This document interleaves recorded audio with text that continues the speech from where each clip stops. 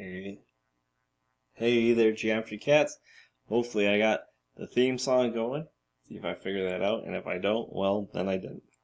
Alright, so today we're going to be looking at 1.2b, angles and such. The basis of angles. What is an angle? How do you name an angle? Hang on. So, what is an angle? Good question. I'm happy you asked. An angle is something that's formed by two rays with a common endpoint. Now, a ray is like half a line. It's something that only goes on forever in one direction. Like a sun ray starts at the sun and it goes on forever in one direction, but it doesn't go two directions. Okay? A line goes two directions forever. A ray goes one direction. Like a ray gun goes from the gun, like in Star Wars, goes in one direction. Alright. That common endpoint, so like right here, this common endpoint is called the vertex. Okay?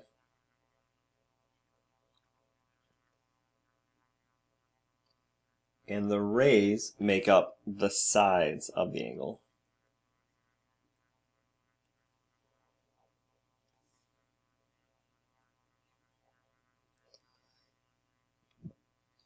Now, whenever we name an angle, we're going to use three letters.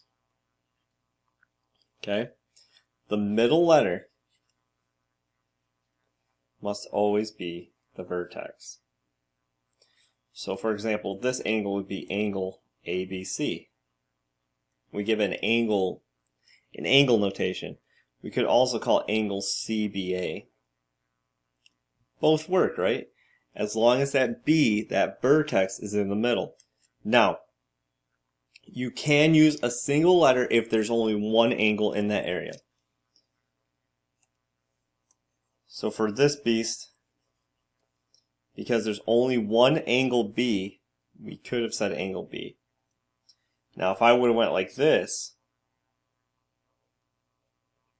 I could not have named this angle angle B anymore, because it could have been this angle, or the whole thing. So be careful. I highly recommend you never use just one letter unless you have to, because if there's multiple angles you can't, and that's the number one mistake people make throughout geometry is using one letter for an angle. I don't know which angle they're talking about. Hi, Mr. Dwellinger. I heard you. Alright. Oh. And now when we're talking about the measure of an angle, the actual length, you put an M in front. You can see here they said the measure of the angle is 60 degrees, which is about this pretty comfy temperature. Okay? Okay, give me a thumbs up if you're feeling good about it. Great! That's great. I wonder how many of you guys made inappropriate gestures. Alright, so let's go down and classify some angles. This part should be review. I'm going to do it rapid fire. This angle is less than 90 degrees, so it's acute. It's a cute little angle. This angle is greater than 90 degrees, so it's obtuse. This angle equals 90 degrees, so it's right. And this angle equals 180, so it's a straight angle. Some people would say a straight angle is actually a line. Okay? So again, I did that really quick because why not? Alright. Pause if you need to. Go back and write this. But I'm going to go for it. I don't want to spend a lot of time on that.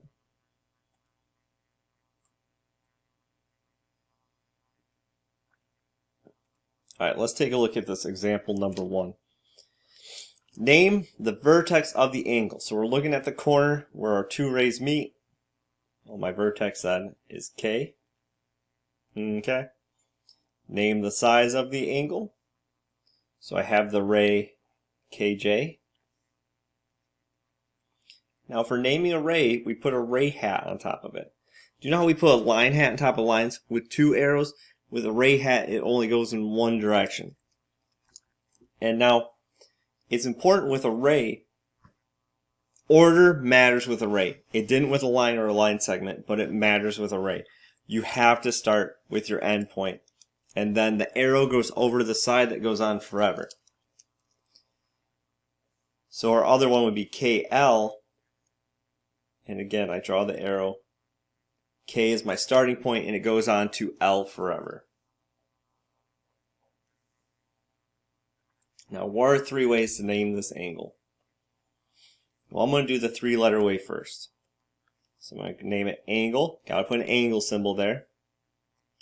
J, K, L, because L is our vertex. You're making a sandwich. J, K, L. Now I could have went L, K, J. And now because there's only one angle there, and I don't recommend it, but I'm going to show it to you, you have also called it angle K. I don't like that way though, but it does come up. Now let's classify the angle.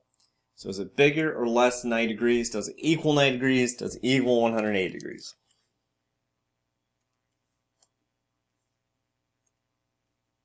Well, I'd say it's bigger than 90, but not yet 180. Obtuse!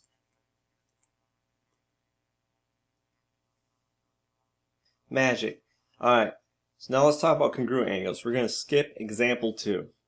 Now, congruent angles. What does congruent means? It means the same measure.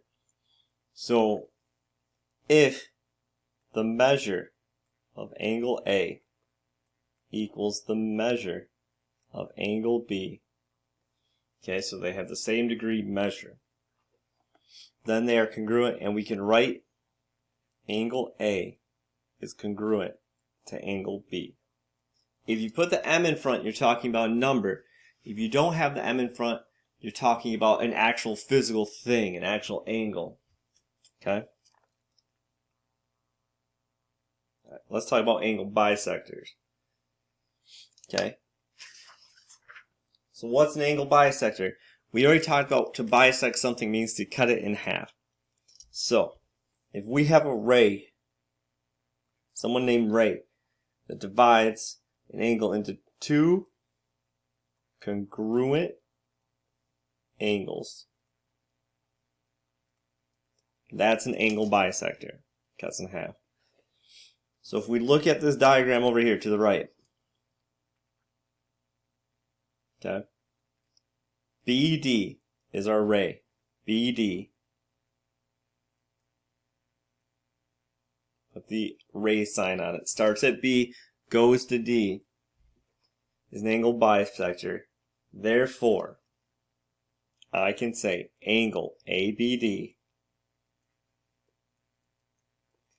ABD. ABD. I could have said DBA. Is congruent to angle DBC. Vertex in the middle. Could have also said CBD. Alright.